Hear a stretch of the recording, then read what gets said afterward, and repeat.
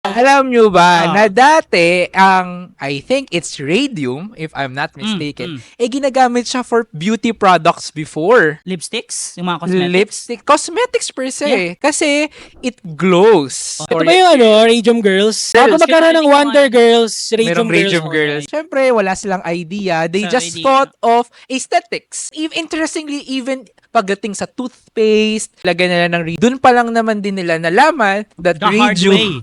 the Yeah. hard way. Kasi those people who frequently use these products nagkaroon sila ng sickness. So, dati hindi lang doon sa cosmetics. So, dati ginagamit din sa furniture.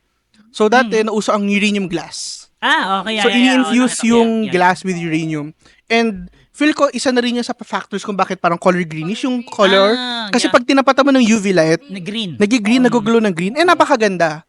Is it safe na as Yun. collection? Safe ba? Uranium glass lang. Uranium glass. Safe naman siya in a way. It's being regulated right now. Although may makikita ka pa rin sa mga antique shops. I mean, naturally occurring naman talaga ang uranium. Oo. Diba?